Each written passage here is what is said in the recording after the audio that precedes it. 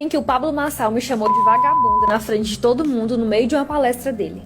O pior é que o Pablo Marçal, ele tem esse costume de rotular as pessoas, né? Rotulou o cara lá de hater, o cara que pagou 5 mil pra comer estrogonofe com ele. Rotulou um outro aluno dele lá de playboy. Será que o Pablo Marçal teria mesmo rotulado essa menina de Vamos entender esse exposed aqui do Pablo Marçal. Vem comigo. Fala aí pessoal, beleza? Aqui quem fala é Vitor Santos, eu sou especialista em comunicação e comportamento não verbal e você está no canal Metaforando, o maior canal de linguagem corporal e persuasão do mundo. E hoje nós vamos falar então do exposed do Pablo Marçal, segundo uma própria ex-aluna dele, que relata que ele teria chamado ela de no meio de uma palestra dele. Esse exposed tá bombando nas outras redes sociais com milhares de visualizações e as pessoas me mandaram para analisar ele, então aqui estamos nós. Vale a pena lembrar que eu não estou atacando o Pablo Marçal e nem recomendo que você faça isso. Esse vídeo aqui é apenas uma análise retórica, onde nós vamos entender mais sobre a retórica do Pablo Marçal e sobre as estratégias que foram utilizadas nesse exposed aqui. Sem mais delongas, vamos pro nosso vídeo. Pablo Marçal me chamou de vagabunda na frente de todo mundo no meio de uma palestra dele. Oi?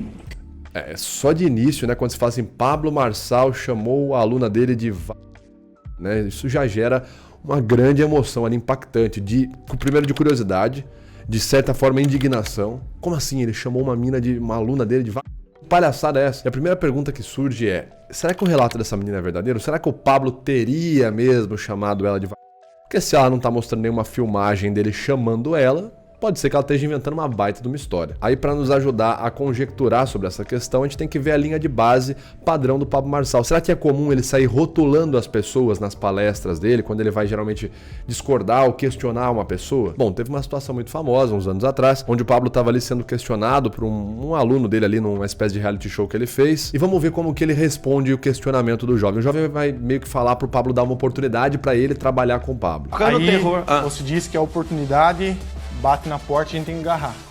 Eu fiz de tudo pra estar aqui. Eu sei, sabe o que você não entendeu? É que isso tá segurando em você. Você já tinha que ter deixado isso embora.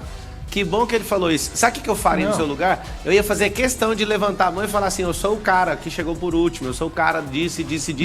Perceba que o Pablo já está ali, ele não está fazendo ainda a rotulação completa, mas ele já está ali batendo no ethos desse rapaz que está questionando ele. O ethos, para quem já está acompanhando há algum tempo, sabe que tem os 3 pilares da retórica, o logos, o patos e o ethos. O ethos é a imagem do orador, é a credibilidade daquele orador, né? Que é necessário para que ele consiga ali vencer uma discussão, vencer uma argumentação. E o Pablo tem um costume muito forte de atacar o ethos dos outros, ao passo que ele aumenta o ethos dele. Então aqui ele já está atacando o ethos do sujeito. Você é o sujeito que chega atrasado, etc e tal. Então já está ali fazendo um ataque à imagem da pessoa. Não, mas eu não tô te contrariando. Não, você pode vir, pode vir inclusive pra porrada se quiser. Não é algo pra... Eu queria saber o porquê que tu, assim, falou playboy. Não, você não te conhece. O Pablo foi lá e definiu o rapaz como playboy. Aí o Pablo vai falar por que ele chamou o menino de playboy. Eu não te Você conhecesse? não me conhece. Então, agora que eu te conheço, eu tenho certeza. Antes eu tava só falando isso. Agora é uma certeza que eu tenho. Eu estou sentindo uma treta! E você vai deixar de ser playboy aqui se você aguentar o Eu trampo. não sou playboy. O que você é então? Bom, então o Pablo já demonstra o estratagema 32 do Schopenhauer, né? Colhe uma alegação, um sentido ruim na alegação do outro. Então ele sai ali colando, de certa forma, um sentido ruim. Ele sai rotulando a pessoa. Você é playboy, você é o cara que chega por último, você é o cara que chega atrasado. Então ele já está ali fazendo a estratégia de rotular a outra pessoa em determinado contexto de forma negativa, né? Fazendo ali uso de um adjetivo que gere uma impressão negativa.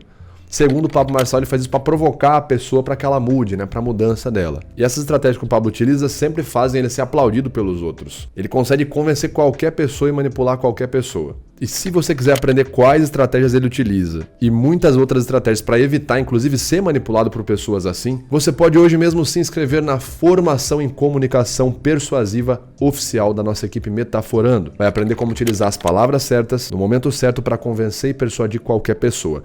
Clica no primeiro link na descrição desse vídeo, informe-se e venha transformar a sua comunicação. Teve um outro exemplo também onde o Pablo rotulou as pessoas que ficou bem conhecido, foi aquele caso do hater que pagou 5 mil para comer estrogonofe com ele. Vamos ver aqui a argumentação do Pablo. Exatamente Como tarará?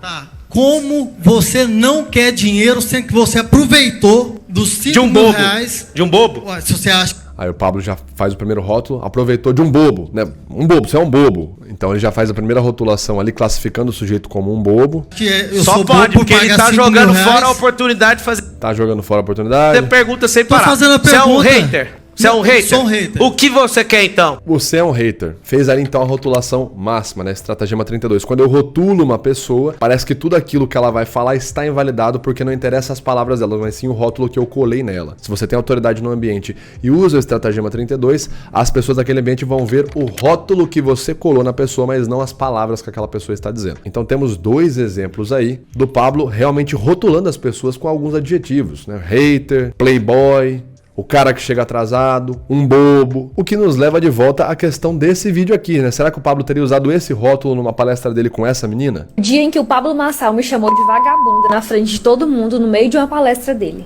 Será que ele teria falado isso? A gente pode dizer que provavelmente sim, por conta da linha de base comunicativa do Pablo Marçal, né?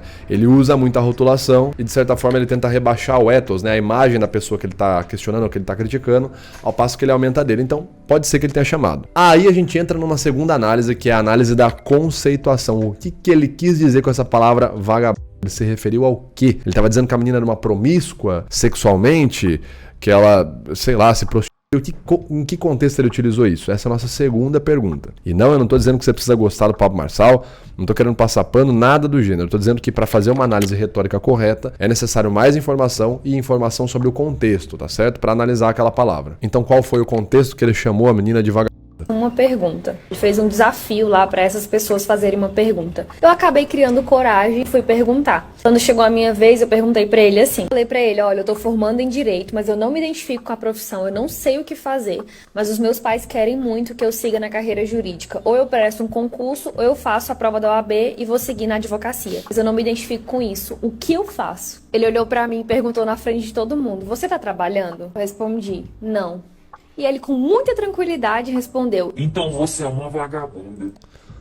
Aqui, pela explicação contextual, ela disse que estava fazendo faculdade, mas também fazia meio que empurrado, não gostava e não tinha certeza. E também não trabalhava, né? E não pensava trabalhar na área que ela estava fazendo faculdade. Juntando essas informações contextuais, dá para entender que o Pablo Marçal, quando ele disse vagabundo, ele estava se referindo ao adjetivo vagabundo. A pessoa que não trabalha, que é desocupada, ociosa, enfim. E não, de certa forma, não se referindo a uma possível imoralidade sexual, promiscuidade, enfim, nem nada do gênero. De novo, então quer dizer que eu concordo com o Pablo Marçal. Não. Existem outras palavras, né? A língua portuguesa é vasta, você pode usar várias palavras para definir uma coisa. Mas lembrando que numa análise retórica correta, é preciso entender qual é o conceito que a pessoa quis transmitir com as palavras dela, para que eu possa exatamente analisar o que a pessoa disse, não o que eu acho que ela quis dizer. E uma outra coisa, para além disso, se você vê todo o vídeo, essa menina fala em dado momento que depois desse tapa na cara que o Pablo Marçal deu nela, falando assim, olha, você tem que trabalhar e tal, ali que ela descobriu que ela precisava resolver o problema dela e começou a trabalhar. Então esse vídeo dela tem mais uma sensação de agradecimento, sabe, ao Pablo Marçal, mas com certeza não tem um tom de revelando uma informação negativa sobre o Pablo, né, que é o que seria um exposed. Por isso que na minha interpretação esse vídeo não é um exposed, mas sim um vídeo viral. A pessoa que fez isso, a menina ali, fez muito mais na minha interpretação no sentido de viralizar do que no sentido de atacar o Pablo Marçal, tá certo? E a estratégia que ela utilizou é uma estratégia muito bacana, que é a estratégia de storytelling. É justamente prender a pessoa por meio de uma história. Os seres humanos sempre contaram histórias, né? A gente evoluiu contando histórias, né? Os primeiros registros da arte rupestre datam de mais de 40 mil anos antes de Cristo. E é basicamente as evidências que a gente tem de como era a vida naquela época. E o que é? É uma história. Eu tô contando pra você uma história com imagens. Olha, hoje eu acordei, aí eu fui lá e cacei um javali, aí eu voltei, aí eu dormi com a minha tribo, aí eu acordei de novo, fui lá e cacei. Então os seres humanos naturalmente contam histórias, por isso que a gente se sente atraído por uma história. Por isso que faz muito sentido você abrir a situação dando a entender que você vai contar uma história. É justamente isso que ela faz, né? Ó. O dia em que o Pablo Marçal me chamou de vagabunda na frente de todo mundo no meio de uma palestra dele. Oi?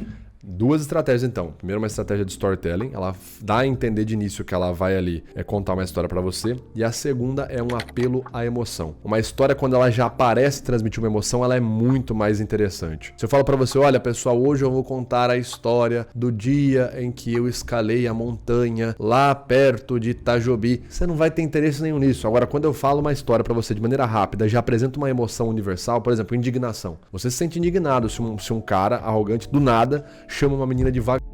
Isso é uma coisa que provoca geralmente um gatilho quase que instantâneo de indignação. E aí ela utiliza muito isso nesse começo. Olha, o dia em que o Pablo Marçal me chamou de vagabunda na frente de todo mundo. A gente já traz ali gatilhos de humilhação, né? Humilhação em público, indignação, machismo, arrogância. Olha o tanto de gatilho que você traz em apenas uma fala, né? De maneira muito rápida. Então ela já usa estratégia de storytelling, a estratégia do gancho narrativo, né? Ela cria ali um gancho, uma pergunta, e o apelo à emoção. Tudo isso ali em menos de 10 segundos. Funcionou porque o vídeo viralizou, pegou ali centenas de milhares de visualizações nas plataformas, nas redes sociais vizinhas. Portanto, uma baita estratégia aí da pessoa do vídeo. Lembrando que você pode aprender estratégias como essa e muitas outras para convencer as pessoas, persuadir as pessoas na nossa formação em comunicação persuasiva. Se você ficou curioso e quer entender mais como funciona essa formação e ainda se inscrever com desconto exclusivo para quem está vendo esse vídeo aqui, clica no primeiro link aqui na descrição do vídeo, informe-se e venha estudar conosco. Bom, pessoal, era isso que eu tinha para dizer para vocês hoje. Eu espero que vocês tenham gostado da nossa análise da retórica e do exposed que o Pablo Marçal sofreu, que no fim não foi exposed coisa nenhuma. Deixa aqui nos comentários quais outras análises você quer ver. Quando for comentar, começa com o como. Não deixe de curtir e compartilhar esse vídeo. Eu vejo vocês então no nosso próximo vídeo. Um grande abraço. Valeu!